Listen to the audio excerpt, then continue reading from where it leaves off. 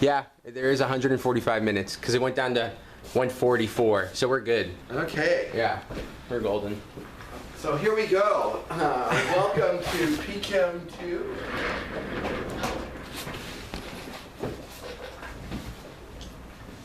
Today's date, let's see, is January 12th, 2016. So away we go, and hi to you, Phoebe. Hey, Phoebe. So we're all here, and you're there. We're going to enjoy it, though, as an intercontinental physical chemistry experience. All right. So we are going to pick up essentially where we left off. We did classical thermodynamics, and we had a wonderful culminating experience last semester where we were able to use the ideas of thermodynamics to arrive at the concept of chemical equilibrium, the Gibbs energy. It was just lovely, lovely stuff where we figured out why an equilibrium constant looks the way it does. So that was the deal last semester. Now this semester, what we're going to do is move away from classical thermodynamics and equilibrium chemistry into the world of quantum mechanics. And then we're going to take our quantum mechanics, combine it with statistical thinking, and get statistical thermodynamics and actually use quantum mechanics to do the classical thermodynamics that we did in the first semester. So those will be our goals in PChem 2. So let's start out talking about classical mechanics.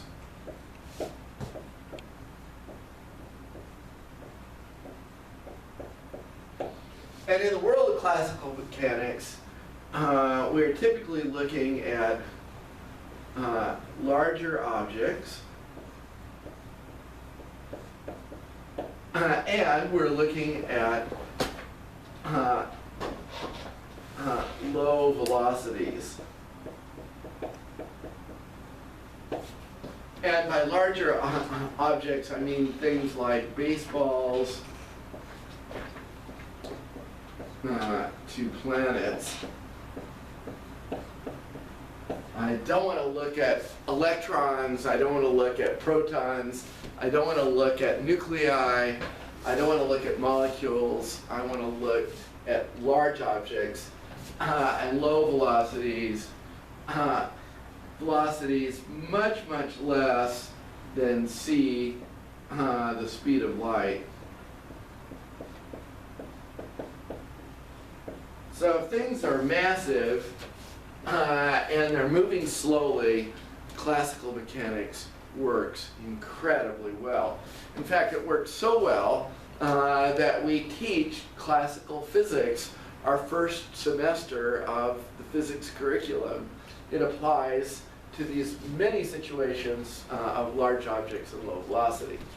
However, when we go to the small objects and high velocities, objects like electrons, protons, molecules, subatomic particles, and extremely high velocities, the whole edifice of classical mechanics breaks down. So,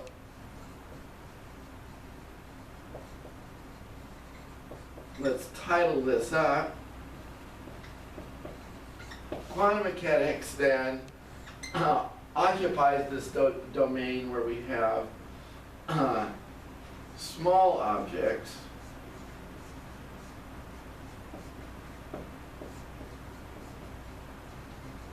atoms, molecules, subatomic particles,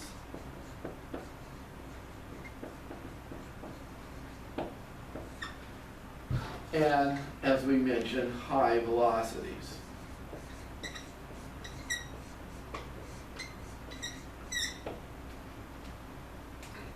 So,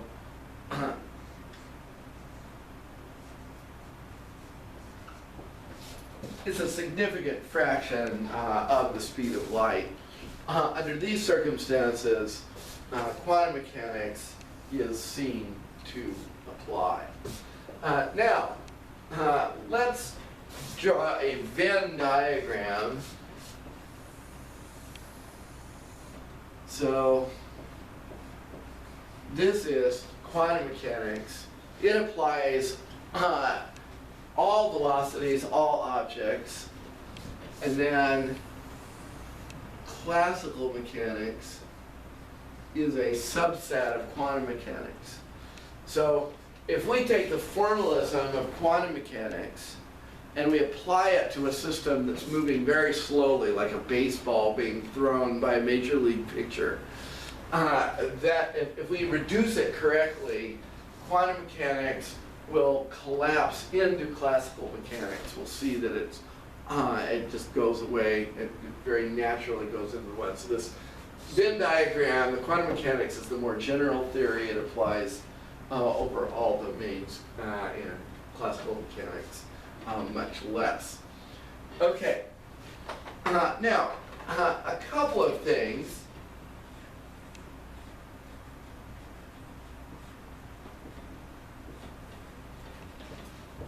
Let's talk a little bit about Planck's constant, and I want to introduce two versions of it, h and h bar. In SI unit, 6.626 times 10 to the minus 34 joules second per cycle, if we want to do it per photon. And let me hasten to point out that these are often omitted, these denominator units. And then h bar has the same, essentially the same units. H bar is simply h divided by the factor 2 pi. And this, as we'll see, this is very useful in our exposition of quantum mechanics. And so in most cases, we're going to use h bar rather than h. Now, I want you to appreciate something right here, and I'm going to pick another color. And by the way, unlike last semester, we're not going to explicitly reserve blue for the system. We're going to use a multitude of colors just to illustrate different things. So that color formalism, I'll use it some of the time, but most of the time probably not. I want you to notice something. This is an extremely small number. Yes, it is.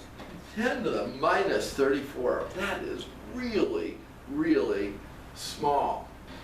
And this is why quantum mechanics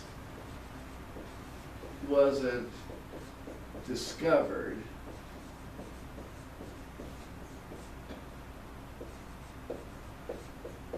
until around 1900 AD. So Planck introduced this revolutionary quantum hypothesis in the year 1900. Now, in retrospect, there was all sorts of evidence indicating that quantum phenomena were there, particularly in spectroscopy.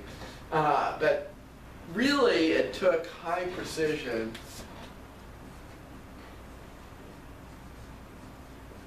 you needed real high precision experiments.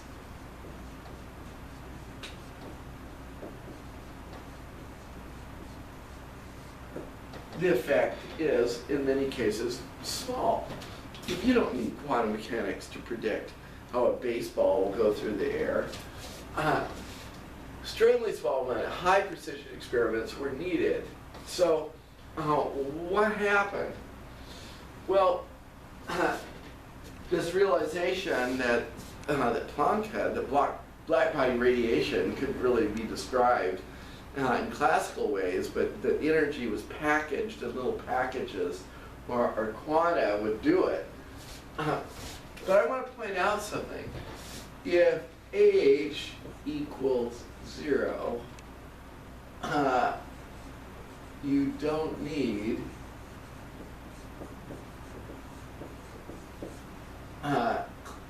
quantum mechanics. The world is classical.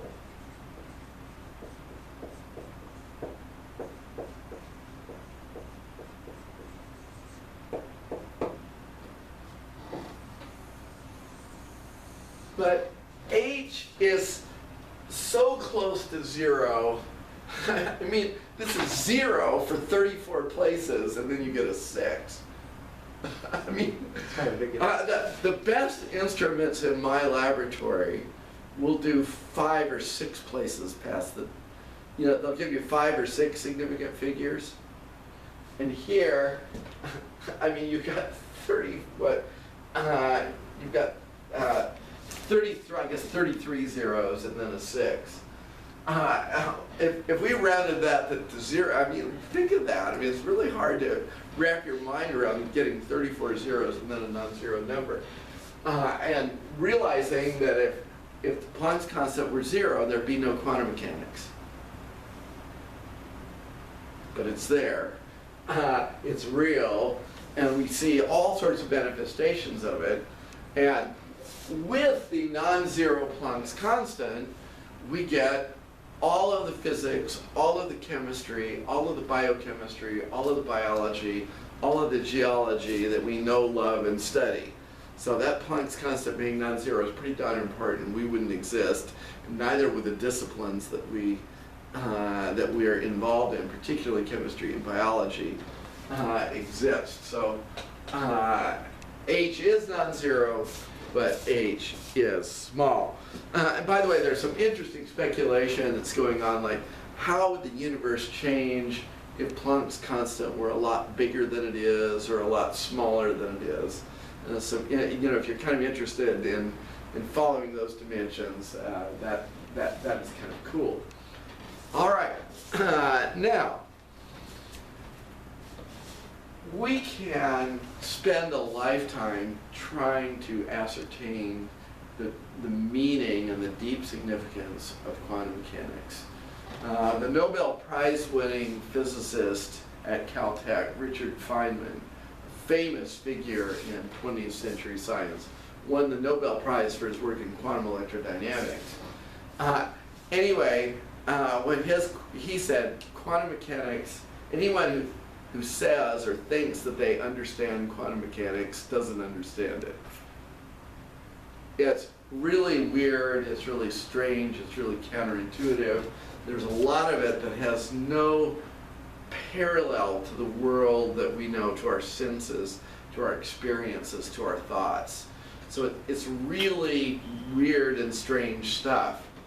And we're going to only scratch the barest hint of the surface of the theological and philosophical implications of quantum mechanics. If, however, you would like to delve into that in your history and philosophy of science class as a special topic, I would be delighted to work with you on that. But we'll have our hands busy using quantum mechanics to do chemistry and physics with. But if you want to go into quantum mechanics on the theological, philosophical side, boy, do I have some references and discussions for you. Okay. Now, let's see just what I've done here.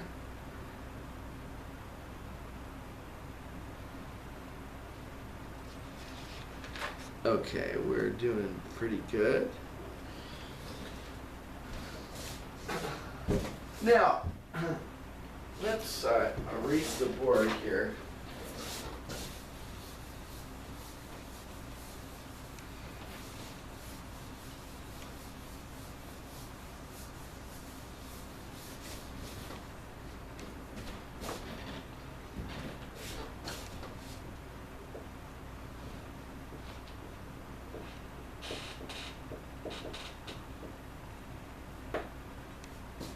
I want to talk just for a moment about relativity and quantum mechanics.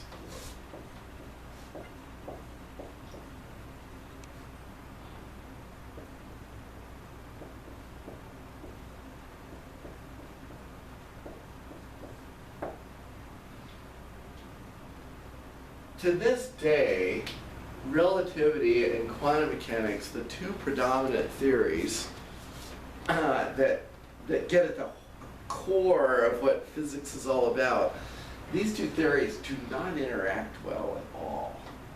And that's a source of no end of problem and challenge. That, if you've heard anything about what string theories are trying to do, they're trying to integrate quantum mechanics and relativity. It's a fiendishly difficult thing. There's a challenge. Einstein, by the way, did not win his Nobel Prize for relativity, but for his fundamental work in quantum phenomena, namely the photoelectric effect and the theory that ultimately led to the development of lasers. So he wins the Nobel Prize in quantum mechanics, but then comes to hate it because of its uncertainty as expressed, for example, by the Heisenberg uncertainty principle. So these don't mix well. But there's another interesting thing about these that I want to discuss today.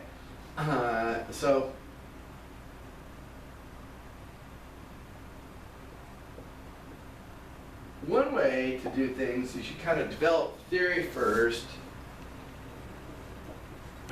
then look for experimental confirmation.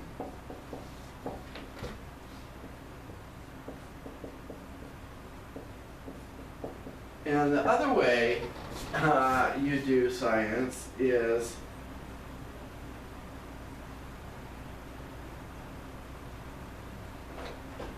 you do experiments first, and experiments may demand a new theory. You're getting experimental results that don't square with an existing theory. A new theory is demanded because the results just don't fit. Now, I want to see if you have a prediction as to which one relativity is and which one quantum mechanics is. 'Cause one of these is relativity and the other one's quantum mechanics. Experiment first, or quantum mechanics? Okay, experiment. So quantum mechanics are all these results that weren't making sense. And so this was quantum mechanics. There's really nothing in relativity, there's nothing really experimental available to Einstein. He just says, hey, as I think this through, here's the way it's got to be, and then we're going to go look for it. So this is relativity, like so. Okay. Now, relativity, we are by and large going to say sayonara to, but not without a very important comment. And the comment is this. It turns out that relativity is extremely important in chemistry and in biology. You just don't know it. The deal is electron spin is a relativistic effect.